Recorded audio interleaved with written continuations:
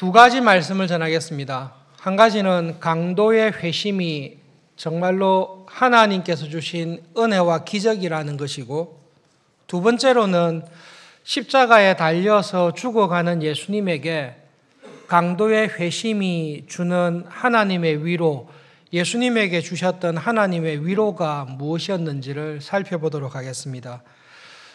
첫 번째로 강도가 회심한 것은 정말로 기적인데, 이 강도의 회심과 같은 일은 우리가 전도할 때에 경험을 하게 됩니다. 그래서 강도의 회심을 생각하시면서 혹시 믿지 아니하는 부모님이나 가족이나 참 친한 친구인데 믿지 아니하는 사람에게 전도하려고 할 때에 강도의 회심을 기억하면서 우리가 어떻게 해야 될지 하나님의 은혜를 기대하면서 말씀을 들으면 좋겠습니다. 간단하게 아침 9시에 십자가에 달리셔서 오후 3시에 다 운명을 하게 됩니다. 금요일 날 아침 9시에 강도와 함께 예수님이 십자가에 달렸습니다. 유대인들은 저녁이 하루의 시작이기 때문에 토요일 안식일의 시작은 금요일 저녁부터 시작됩니다. 그래서 안식일에 사람을 십자가에 달아놓으면 안 되기 때문에 오후 3시에 안식일이 시작하기 전에 급히 마무리를 하려고 했습니다. 아침 9시부터 오후 3시까지 6시간이 반으로 나누어집니다. 9시부터 12시까지는 태양이 빛나고 있었던 시기였고, 낮 12시부터 오후 3시까지는 갑자기 엄청난 흑암이 그 지역에 오게 됩니다. 그 흑암 가운데 하나님께서 십자가에 예수님을 달아놓으시고 죄에 대한 하나님의 진노와 저주를, 우리가 지었던 모든 인류의 죄를 예수님에게 다 돌리시고 하나님의 지옥에서의 심판과 저주를 예수님에게 다 쏟아부으십니다. 그 하나님의 죄에 대한 저주와 심판을 십자가에서 당하신 예수님께서 하셨던 말씀이 엘리 엘리 라마 사박타니, 하나님 나의 하나님 왜 나를 버리십니까? 이 절규가 십자가에서 고난을 당하고 난 다음에 하신 말씀입니다. 그리고 난 다음에 내가 목이 마르다, 그리고 다 이루었다, 마지막으로 아버지 나의 영혼을 아버지에게 맡깁니다라는 4가지 말씀을 하십니다. 가상 7언인데요. 아침 9시부터 12시 사이에 3가지 말씀을 하셨습니다. 첫 번째로는 하나님, 저들이 하는 일이 무엇인지 모릅니다. 저들은 자기들이 하는 일이 뭔지 모릅니다. 그러니 저들의 죄를 용서해 주십시오. 제일 첫 번째 하신 말씀입니다. 여기서 저들은 로마 군인들을 이야기하고 있습니다. 저들이 하는 일이 무엇인지를 모릅니다. 저들의 죄를 용서해 주십시오 라고 했을 때는 명령에 의해서 예수님을 십자가에 못을 박고 예수님의 옷을 나누는 로마의 군인들을 보면서 예수님께서 이야기하셨습니다. 저들의 죄를 용서해 주십시오라고 했을 때 예수님을 십자가에 죽이려고 했었던 대제사장들과 서기관들과 장로들이 포함되어 있는가? 저들이라고 했을 때는 로마의 군인은 분명히 포함되어 있습니다. 그렇기 때문에 저들은 로마의 군인들을 이야기합니다. 두 번째로는 십자가에 달리셔서 예수님의 십자가의 처형을 슬픈 마음으로, 찢어지는 마음으로 바라보고 있는 어머니 마리아와 그 옆에 있는 요한에게 하신 말씀입니다. 장남으로서 부모님을 모시는 것이 하나님의 법이고 관습입니다. 그런데 장남인 예수님께서 십자가에서 죽게 되었기 때문에 어머니 마리아에게 이렇게 이야기했습니다. 어머니, 옆에 있는 요한을 보십시오. 요한이 이제부터 어머니의 아들입니다. 여자여 보소서 당신의 아들입니다. 그 말씀은 십자가에 달린 예수님을 보라는 게 아니라 어머니, 장남인 제가 어머니를 모셔야 되는데 이제부터는 옆에 있는 요한을 보십시오. 요한이 나의 역할을 대신해서 어머니를 모실 것입니다. 그리고 요한을 향해서 이야기했습니다. 이제부터는 마리아가 너의 어머니다. 네가 모시도록 해라. 그것이 두 번째 하신 말씀입니다. 세 번째 하신 말씀이 놀라운데요. 한편 강도가 갑자기 예수님을 향해서 신앙을 고백했습니다. 그때 예수님께서 그 강도를 향해서 오늘 네가 죽을 텐데 너의 영혼은 오늘 나와 함께 낙원에 있을 것이다. 그것이 회심하는 한평 강도에게 하신 예수님의 말씀입니다. 아침 9시부터 12시 사이에 이 일이 벌어졌습니다. 12시부터 어두워졌기 때문에 한두 시간 안에 이 일이 벌어졌습니다. 강도의 회심은 그대로 진짜로 기적입니다. 처음에 9시에 예수님과 함께 강도를 십자가에 못 박았을 때 강도는 예수님을 조롱하고 모욕하는 사람들과 함께 조롱했습니다. 십자가에 예수님을 달았을 때에 구경하는 모든 사람들이 그리고 예수님을 죽여서 마음에 기쁨이 충만한 대제사장들과 서기관들과 장로들이 예수님을 향해 조롱하고 비난했습니다. 두 가지로 비난했습니다. 네가 우리를 구원하는 메시아라면 네부터 구해봐라. 너도 구하지 못하는 게 우리를 어떻게 구하냐. 네 정말 메시아라며. 그러면 너부터 구해봐라. 그러면 내가 믿어줄게. 두 번째로는 네가 하나님의 아들이라며. 하나님의 아들이면 아버지한테 부탁 좀 해봐라. 그러면 하나님이 천사를 통해서 아들의 부탁을 들어주시고 너를 십자가에서 구원해 주면 우리가 믿을게. 그것을 가지고 예수님을 끊임없이 조롱하고 있었습니다. 두 강도도 처음에 9시에 달렸을 때는 주위의 모든 사람들과 함께 예수님을 욕하고 조롱하고 비난하고 있었습니다. 그런데 이 강도가 갑자기 회심을 했습니다. 십자가에 달려있는 강도에게 전도한 사람이 아무도 없습니다. 요한이 밑에서 강도에게 예수님을 믿으십시오 전하지 않았을까? 그거는 말이 안 되는 소리입니다. 메시아로 왔는데 메시아가 자기도 구하지 못하고 죽어가고 있는데 그 죽어가는 메시아를 믿으라고 복음을 전할 제자들은 아무도 없습니다. 한편 강도는 평생 악한 일을 해서 그 자기의 죄로 죽어가는데 이 강도는 복음에 대해서 예수님의 말씀을 들은 적도 없고 지금 십자가에 달렸을 때도 예수님을 비방하고 욕을 하고 있는 강도입니다. 아무도 복음을 전하지 않았는데 갑자기 이 강도에게 두 가지 놀라운 일이 생겼습니다. 아, 나는 정말로 하나님 앞에서 죄인이구나. 나는 내 죄로 인하여 죽어 마땅하구나. 두 번째로는 저 예수님께서 나의 죄를 대신하여 죽으시구나. 저분께 나의 영혼을 구원해 달라고 부탁을 해야 되겠구나. 예수님 당신의 나라에 임하실 때에 불쌍한 이 죄인을 기억해 주십시오. 그 놀라운 예수님을 향한 믿음이 하나님 앞에서 죄인이라는 사실이 이 강도에게 마음에 깊게 다가왔습니다. 여러분, 우리가 복음을 전할 때에 한 사람이 예수님을 믿고 자기의 죄를 인정하는 그것은 거의 불가능한 일입니다. 우리가 아무리 열심히 복음을 전해도 내가 전한 복음을 통해서 저 사람이 예수님을 믿을 것이다. 여러분, 그런 가능성은 전혀 없습니다. 내가 전하면 안 믿지만 목사님께서 오셔서 전하면 믿을 것 같습니다.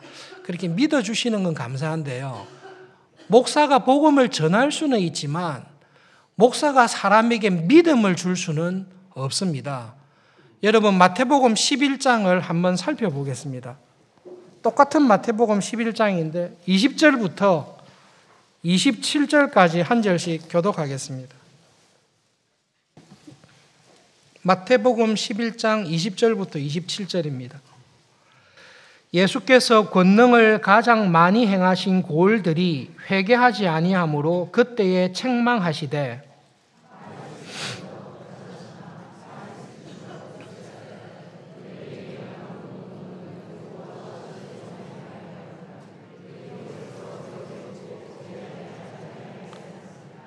내가 너희에게 이르노니 심판날에 두로와 시돈이 너희보다 견디기 쉬우리라.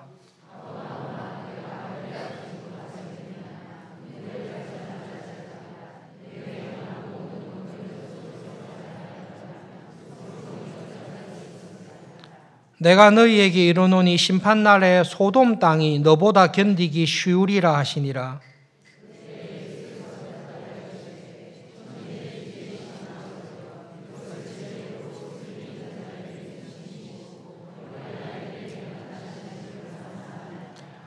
옳소이다. 이렇게 된 것이 아버지의 뜻이니이다.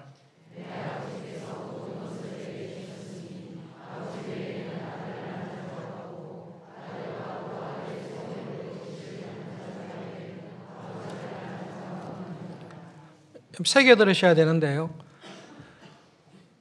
하나님을 믿도록 하는 믿음은 예수님도 할 수 없습니다. 예수님께서 이 땅에 오셔서 가장 전도를 많이 하시고 능력을 많이 행하신 세 도시가 고라신, 벳세다, 가버나움입니다. 그 가버나움과 벳세다와 고라신에서 예수님께서 가장 강력하게 복음을 전하시고 그 복음이 진리라는 것을 증거하는 능력을 행하셨습니다. 그런데 놀랍게도 가버나움과 벳세다와 고라신에 있는 사람들 가운데 예수님의 전도를 받고 믿은 사람보다 예수님의 전도를 받고도 안 믿은 사람들이 훨씬 많습니다. 목사님께서 오셔서 말씀을 복음을 전하시면 이 사람이 예수님을 믿을 것 같습니다. 그 거짓말입니다. 예수님께서 가서 전해도 안 믿을 사람은 안 믿습니다. 사도 바울이 오셔서 복음을 전하면 우리 가족이 믿을 것 같습니다. 그런 일 없습니다. 사도 바울이 아무리 복음을 전해도 믿을 사람은 믿지만 믿지 않을 사람은 믿지 않습니다. 복음을 전하는 것은 우리가 해야 될 일이지만 그 사람에게 믿음을 주시는 것은 성령 하나님께서 하시는 일입니다. 예수님께서도 이 사실을 공생애 하시면서 깨달았습니다. 하나님의 아들인 메시아가 직접 와서 복음을 전했습니다. 그런데 믿는 사람보다 안 믿는 사람들이 훨씬 많습니다. 예수님께서 놀라운 깨달음을 하나님께 기도하고 있습니다. 천지의 주제이신 아버지, 참 제가 이 비밀을 알았습니다. 내가 그렇게 복음을 전했는데 지혜롭고 슬기로워서 내가 전한 복음을 깨달을 거라고 기대한 사람들은 안 믿습니다. 어린아이와 같이 무지하고 아무것도 모르는 사람은 오히려 복음을 믿습니다. 이렇게 된 것이 하나님의 뜻이네요. 하나님께서 예수님을 믿는 계시를, 하나님을 믿는 믿음을 준 사람, 하나님께로부터 믿음의 은혜를 받은 사람이 믿고 예수님에게로 나오는군요. 그것이 예수님께서 깨달은 복음의 비밀이고 진리입니다. 한편 강도가 회심했습니다. 9시부터 12시 사이에 복음을 전한 사람이 아무도 없습니다. 전도한 사람이 아무도 없습니다. 그리고 지금 옆에 있는 상황을 보면 예수님을 믿을 가능성보다도 예수님을 믿다가도 믿음을 버릴 상황이 분명합니다. 그런데 놀랍게도 한편 강도는 그 와중에 예수님을 향한 자기의 믿음을 고백하고 있습니다.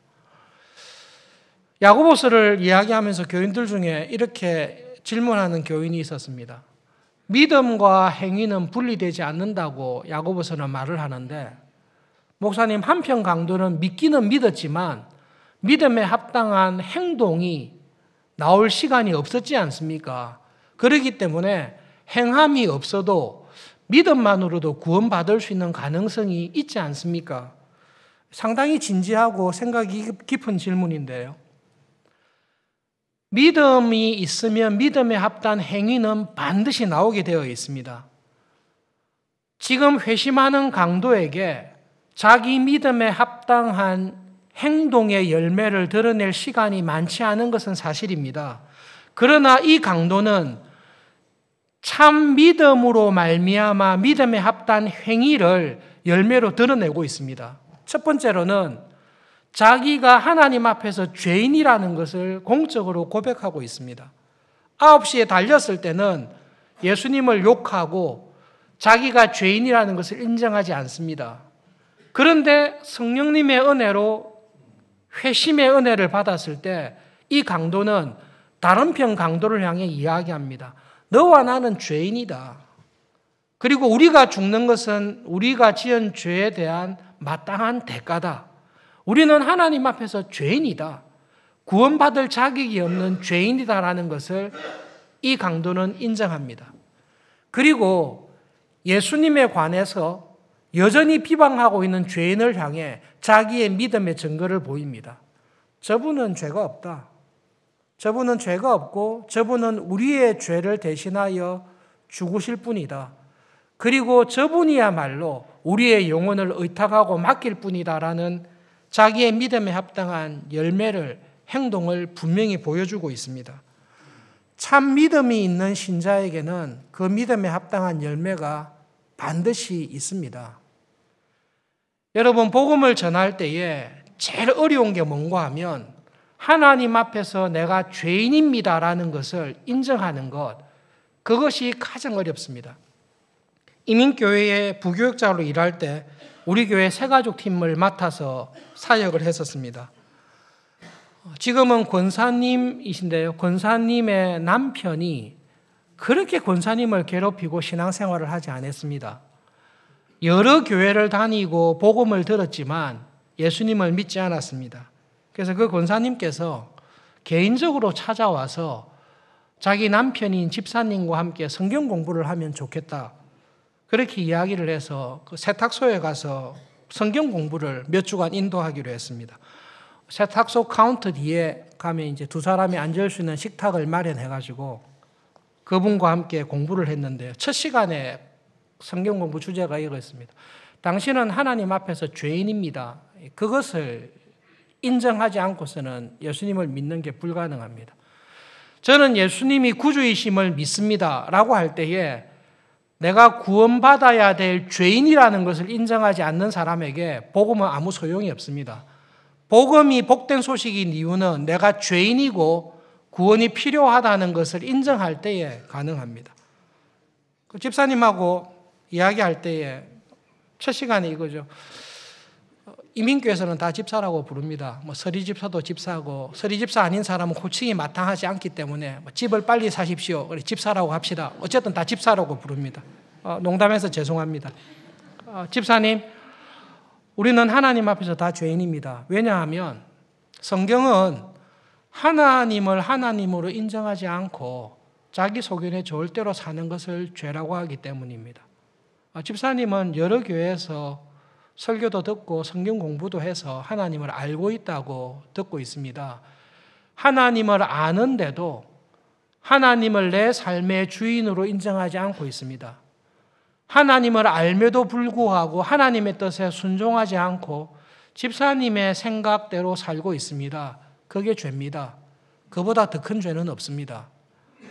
집사님은 교회에 다니면서 부도덕하게 살아가는 교인들을 비난하는데, 하나님을 믿으면서 부도덕하게 살아가는 것도 잘못이지만 하나님을 믿지 않고 살아가는 것은 가장 큰 죄입니다. 그 이야기를 했습니다.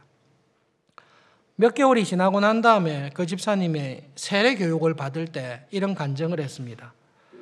저하고 첫 시간 공부했던 거 그 이전에도 알고 있었습니다. 모르는 내용이 아닙니다. 그런데 첫 시간 그 내용을 하고 그 말씀을 들을 때 하나님을 알고도 하나님의 뜻대로 순종하지 않고 살아가는 것이 죄라는 것이 그 집사님의 마음에 그냥 콱 들어왔습니다. 그 첫 시간 공부 이후로 모든 게 끝났습니다. 믿으라고 할 필요도 없고 본인이 성령님의 은혜 안에 회심하여 내가 죄인이구나, 내가 알고도 믿음으로 살지 않았구나 회개하며 열심히 신앙생활하고 있습니다. 지금도 열심히 신앙생활하고 있습니다. 한편 강도가, 예수님을 비난하고 조롱하던 강도가 예수님, 저는 죄인입니다, 그것을 인정하게 된 것은 성령님께서 주시는 은혜입니다.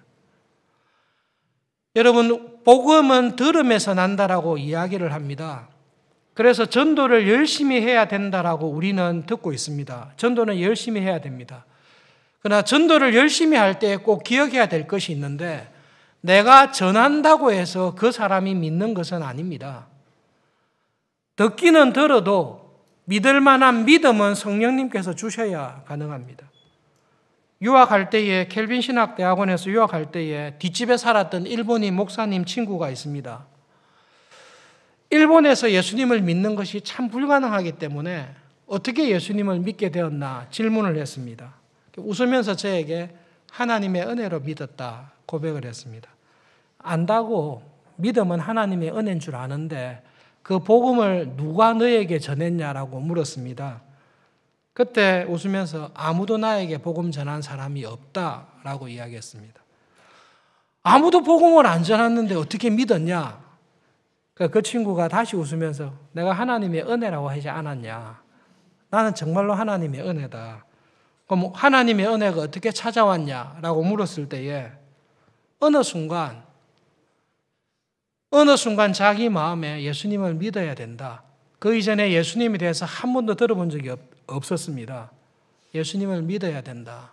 예수님을 믿어야 내 영혼이 구원받는다라는 마음이 그 친구의 마음속에 들어왔습니다. 그래서 목회자로 섬기기 위해서 켈빈 신학교에 유학을 왔습니다.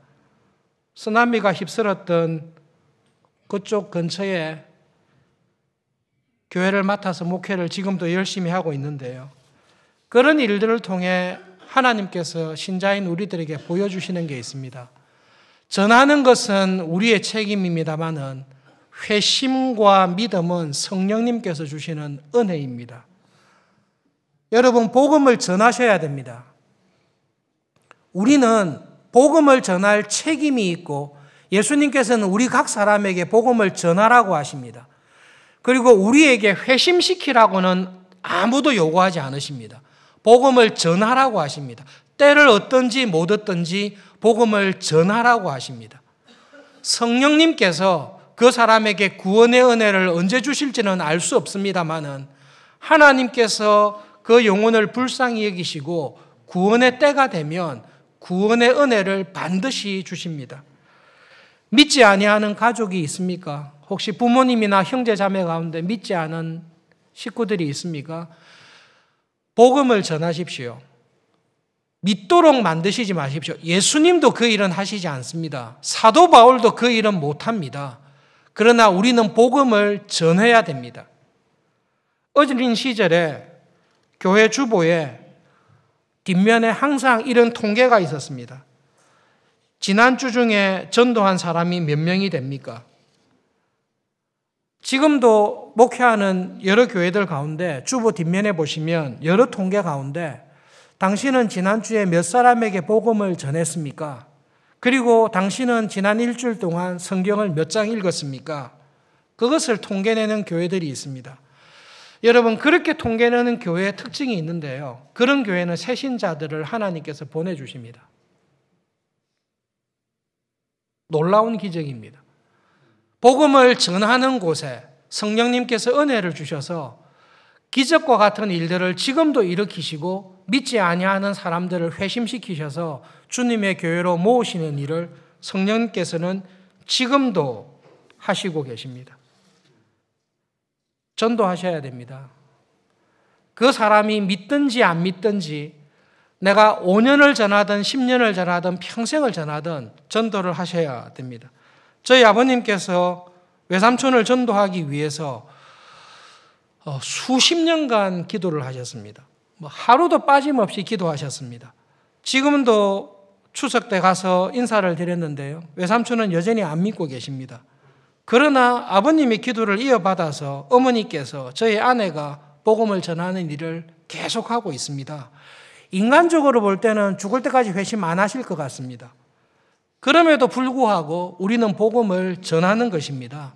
성령님께서 은혜 주실 때를 기억하면서 믿지 아니하는 가족들에게, 친구들에게 복음을 전해야 될 사명과 책임을 우리들에게 맡겨주셨습니다.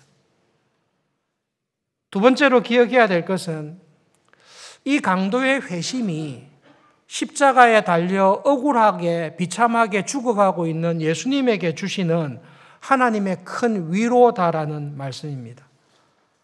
예수님께서는 지금 십자가에서 너무 억울하게 죽고 있습니다. 재판장이 자기의 무죄하다는 것을 3번이나 확정해서 공포했습니다.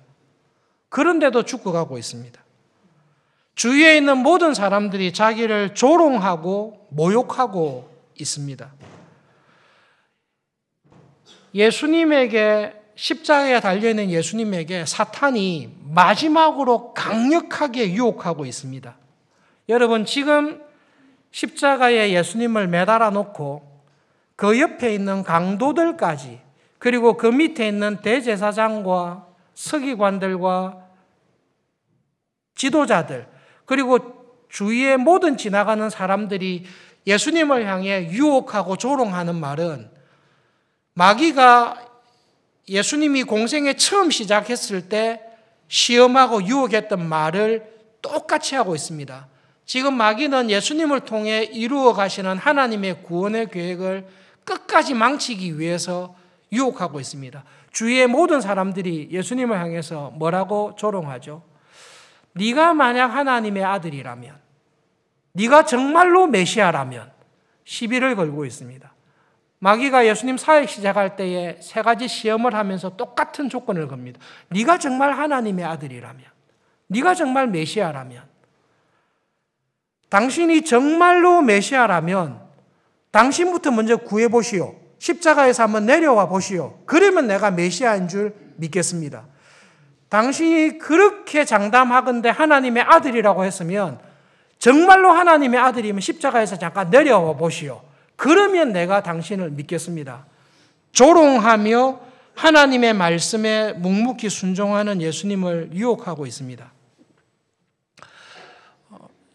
저도 그렇지만 여러분이시라면 어떻게 하겠습니까? 저는 하나님께 잠깐 양해를 구하고 내려올 것 같습니다. 하나님, 제가 십자가에서 안 죽겠다는 거 아닙니다. 그런데 내가 지금 당하는 이 모욕과 수치는 제가 견딜 수 없으니까 하나님 잠깐만 시간 내주십시오. 딱 내려와가지고, 내려왔다. 내가 메시아인지 알겠지? 내가 정말 하나님의 아들인 줄 알겠지? 내가 죽는 거는 너희들의 죄를 구원하기 위해서 죽는 거야. 이놈의 자식들 한번 소리 지르고 올라가겠습니다. 사실은 우리 심정은 그렇습니다.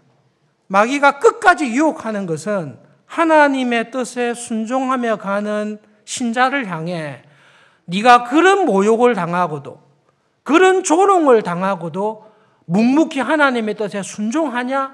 너 자신을 한번 증명해라. 네가 메시아지 않냐? 네가 하나님의 아들이지 않냐? 그것을 한번 보이라고 우리를 유혹하는데요.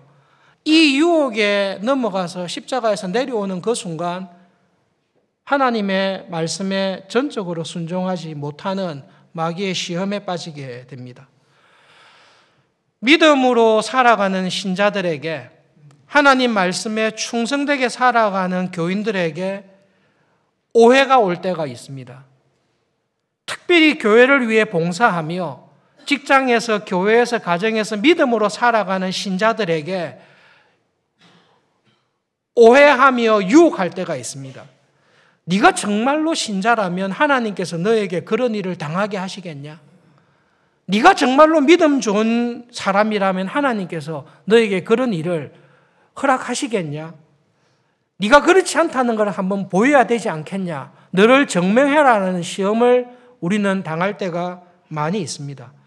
예수님께서는 그런 조롱을 당할 때에 내려오지 않습니다. 왜냐하면 십자가에 달리실 때의 목적이 사람들에게 자기를 증명하려고 달리신 것이 아니라 하나님의 뜻에 순종하기 위해서 달리신 것입니다. 사람들은 믿음으로 사는 우리들에게 네가 정말로 믿음으로 살면 한번 증거를 보여라고 유혹을 합니다. 그러나 여러분, 믿음으로 사는 것은 옆에 있는 교인들에게, 안 믿는 사람들에게 내가 믿음으로 살고 있다는 것을 증명하기 위해서 사는 것은 우리는 아닙니다. 우리는 그냥 하나님의 뜻이기 때문에 하나님께서 그렇게 말씀하셨으니까 순종할 뿐입니다. 예수님께서 안 내려오시는 이유는 간단합니다. 사람들에게 인정받으려고 달리신 것이 아닙니다. 묵묵히 하나님의 뜻에 순종하면서 그 조롱과 모욕을 다 받고 계십니다.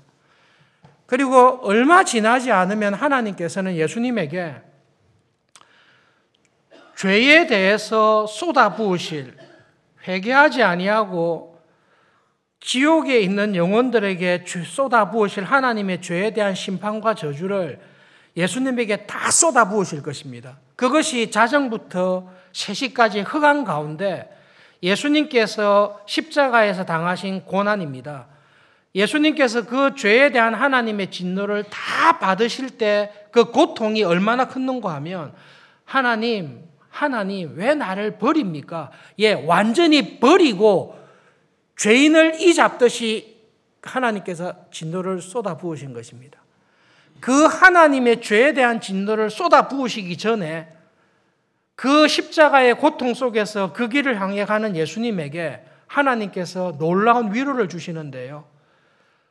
예수님도 전하지 않았는데, 아무도 복음 전하지 않았는데 갑자기 흉악무도한 강도가 예수님을 향해, 예수님, 저는 죄인입니다. 예수님의 죽음이 나 같은 죄인을 위한 죽음임을 나는 믿습니다. 당신의 나라에 임하실 때에 나 같은 죄인을 기억해 주십시오. 그 간증을 예수님이 딱 듣습니다. 그러면서 예수님 마음에 하나님께서 주시는 엄청난 위로가 예수님의 마음을 딱 붙잡아 주십니다. 맞습니다, 하나님. 저를 보내신 이유가 저런 죄인을 구원하기 위해서 보내셨습니다. 저는 지금 하나님께서 저에게 맡기신 그 일에 충성되게 살아가는데 제가 지금 하나님이 말씀하신 그 말씀에 온전히 순종하며 가고 있다는 것을, 나의 이 십자가의 비참한 죽음을 통해 하나님께서 이루실 놀라운 구원이 어떤 것인지를 가장 보잘것없는 저 죄인의 회심의 소리를 저에게 듣게 하심으로 내가 지금 하나님의 뜻에 올바르게 순종하고 있다는 것을 저에게 확인시켜 주시고, 나의 이 죽음을 통해 저런 죄인도 구원하실 것이라는 하나님의 구원의 은혜, 십자가의 고난의 열매를 맛보게 해주시니 감사합니다. 하나님, 제가 이 십자가의 비참함 속에서도 하나님이 인정받는 일을 하고 있다는 것을 확인시켜 주셔서 감사합니다. 한편 강도를 향해서 너 분명히 나와 함께 낙원에 있을 것이다. 나의 죽음이 너와 같은 죄인을 위한 죽음이고 바로 너와 같은 죄인을 건지기 위해서 온 것이다. 한 강도의 회심은 우리들에게 우리가 전도해야 될 사명을 가르쳐 줄 뿐만 아니라 믿음으로 살아가는 순종하는 신자들에게 하나님께서는 놀라운 방법으로 위로하신다라는 것을 우리에게 깨닫게 해 주십니다. 여러분, 한편 강도가 회심한 것을 기억하시면서 전도하는 일에 최선을 다하십시오. 어떻게 하면 이 사람을 전도해서 믿게 할 수 있을까? 한국 교회에 참 좋은 전통인데 오해가 되고 있는 게 전도왕이라는 것입니다. 처음에는 한국 교회가 전도를 많이 했습니다. 열심히 했습니다. 그러다가 전도왕이 생겼습니다. 전도왕은 누가 됐는가 하면 전도할 뿐만 아니라 전도해서 교회에 등록시키는 숫자가 많은 사람을 전도왕이라고 생각했습니다. 그 이후로 한국 교회가 착각을 한 것입니다. 전도하는 것은 그 사람에게 전도할 뿐만 아니라 교회에 데리고 와서 등록을 시키는 것이다 라는 것으로 전도를 오해하게 되었습니다. 아닙니다. 여러분, 전도는 전도하는 것입니다. 회심시키는 것은 성령님께서 하시는 것입니다. 여러분, 정말로 전도를 많이 했던 전도왕에 대한 전기를 읽어보신 적이 있습니까? 그리고 교회의 역사상 전도하는 일에 가장 귀하게 쓰임받았던 선교사님들의 전기를 한 번이라도 진지하게 읽어보신 적이 있습니까?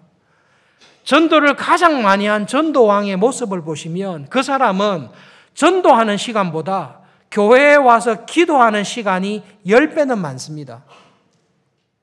보통 전도왕들이라고 이야기한 사람들의 고백과 간증과 삶을 보십시오. 그 사람들은 새벽 기도부터 전도 나가기 전에 나와서 온통 기도하는 것밖에 없습니다. 제가 수년 전에 우리 교단의 여전도의 전국 집회에 가서 말씀을 전한 적이 있습니다. 그 마지막 시간에 가장 복음을 많이 전한 권사님 한 분을 시상하는 일이 있었습니다. 진짜 할머니세요. 그분은 똑똑하지도 않아요. 많이 배우지도 않아요. 그런데 그분은 나가서 전도하면 다 교회로 와요. 그분이 간증을 뭐라 했는가 하면 저는 기도합니다. 그래서 동네 서장을 기도해야 되겠다, 전도해야 되겠다. 그렇게 하면 서장을 위해서 기도합니다. 주구장창 기도합니다. 가서는 말 한마디밖에 안 해요. 예수 믿으세요? 그럼 와요. 전도는 우리가 전할 뿐이지만 우리가 기도할 때에 성령님께서 전도의 미련한 방식으로 구원해 주십니다. 그것이 한편 강도의 회심을 통해 교회에 주시는 말씀입니다. 소그룹으로 모여서 전도 대상자를 위해 열심히 기도하는 소그룹이 있습니다. 그 결과 우리 교회에 신자로 등록해서 소그룹 모임을 하는 교인들도 있습니다. 부모님을 전도하기 위해 열심히 부모님을 찾아가서 함께 예배드리며 복음을 전하는 교인들도 있습니다. 믿지 아니하는 부모님들을 구원하기 위해서 부부가 합심하여 오랫동안 작정하고 때를 얻든지 못 얻든지 전도하기에 애를 쓰는 부부들도 있습니다. 대학 시절을 지나는 동안에 같은 반에 있는, 같은 과에 있는 친구들에게, 직장에 있는 동료들에게, 믿지 아니하는 교인들에게 전도하십시오. 하나님께서는 전도하지 아니한 책임은 우리에게 반드시 물으십니다. 회심시키지 못했냐, 그렇게 책임을 묻는 일은 결코 없습니다. 예수님께서도 그 일은 못하셨습니다. 사도 바울도 그런 일은 못했습니다. 그러나 복음을 전했습니다. 복음을 전하실 때에 내가 복음을 전하면 저 사람들이 나를 우습게 여길 거야, 당연하게 생각하십시오. 복음을 전하는 사람을 보고 좋아하는 사람이 있습니까? 없습니다. 우리가 왜 복음을 전하지 않습니까? 그런 비난과 오해와 어색함을 피하기 위해 복음을 전하지 않는 것입니다. 우리는 복음을 많이 부끄러워합니다. 우리는 복음을 전할 때 내가 당할 오해와 어색함과 조롱에 대해 부끄러워합니다. 그래서 우리는 복음을 아예 전하지 않습니다. 그것은 하나님 앞에서 극심한 죄악입니다. 우리 모두는 복음을 전해야 됩니다. 자녀들에게, 남편과 아내에게, 믿지 아니하는 부모들에게 전해야 됩니다. 어떻게 전하면 가장 효과적으로 전할 수 있습니까? 부드럽게 전해야 됩니까? 논리적으로 전해야 됩니까? 어떻게 전해야 됩니까? 죽었던 나사로를 꼭 기억하십시오. 죽어서 무덤에 있는 썩어가는 냄새가 나는 나사로에게 부드럽게 말하면 일어납니까? 논리적으로 이야기하면 일어납니까? 어떻게 이야기하면 일어납니까? 어떻게 말하든 나사로는 안 일어납니다. 죽은 시체가 무슨 소리를 듣습니까? 죽은 시체 앞에서 어떤 논리를 갖다 대야 시체의 귀가 열립니까? 그런 법 없습니다. 겸손하게, 끈질기게, 충성되게 복음을 전하십시오. 그리고 가장 좋은 전도의 방법은 기도라는 것을 기억하십시오. 성령님께서 살려야 됩니다. 성령님께서 죽은 나사로를 살려놔야 나사로야 나오려나라는 예수님의 말씀을 들을 수 있듯이 성령님께서 살려놔야 내가 죄인인 줄 알고 하나님의 말씀 따라 살아가는 믿음의 자리에 오게 되어 있습니다. 실망하지 마시고 복음을 전할 수 있기를 바랍니다. 복음을 전하는 일로 인한 어색함, 복음을 전하는 일로 인하여 받을 조롱과 비난을 부끄러워하지 마십시오. 겸손하게 복음을 전하십시오. 논리적으로 하지 마십시오. 논리를 알아들을 수 있는 사람들이 아니기 때문에 예수님 믿으면 참 좋습니다. 예수님을 믿어야 됩니다. 우리는 죄인입니다. 우리가 구원받을 수 있는 길은 예수님 외에 다른 길은 없습니다. 그래서 전도가 미련한 것입니다. 전도해서 믿는 사람 아무도 없습니다. 그런데 성령님께서는 복음을 전하는 전도의 미련한 방법을 통해 우리를 구원하셨고 나를 구원하셨고 강도와 같이 가장 가치 없는 죄인도 예수님의 십자가의 죽음을 통해 반드시 구원하십니다. 하나님의 구원의 통로로 정말로 성령님의 기적의 통로로 저를 써주십시오. 기도하며 전도하는 일에 다시금 힘을 내는 우리 교회가 우리 모두가 될 수 있기를 진심으로 바랍니다. 기도하겠습니다. 하나님의 뜻에 순종하여 십자가에서 조롱과 모욕과 멸시를 받으심에도 불구하고 끝까지 순종하며 살아가시는 예수님을 하나님 기뻐하시고 그 예수님을 위로하시기 위해 그 예수님의 죽음이 나와 같은 죄인을 위한 대속적인 죽음이심을 보이시기 위해 하나님 강도를 구원하시는 놀라운 은혜를 주셨습니다. 하나님, 구원이 하나님께 속해 있다는 것을, 하나님께서는 가장 가치 없는 죄인도 불쌍히 여기시고 자기의 독생자를 아끼지 아니하시고 그런 죄인인 나를 구원하시기 위해 주님을 보내셨다는 것을 기억하며 감사합니다. 복음을 부끄러워하지 않고 겸손히 담대히 충성되게 복음을 전하며 살아가는 저희들 되게 해 주십시오. 우리의 입술로 전도하며 우리의 행동을 통해 전도하며 우리의 삶을 통해 그리스도의 향기를 전하면서 복음을 전하는 일에 충성된 저희들 되게 하여 주시옵소서. 하나님, 예수님께서 하나님의 마음에 하나님의 눈에 합한 길을 걷겠다 결심하시고 그 길을 걸어가셨듯이 이 땅에서의 저희들의 남은 삶을 살아갈 때에 하나님께서 보시기에 인정하시고 하나님께서 보시기에 기뻐하시는 참 신자의 길을 걸어갈 수 있도록 이번 한 주간도 저희들을 붙잡아 주십시오. 예수님의 이름으로 기도합니다.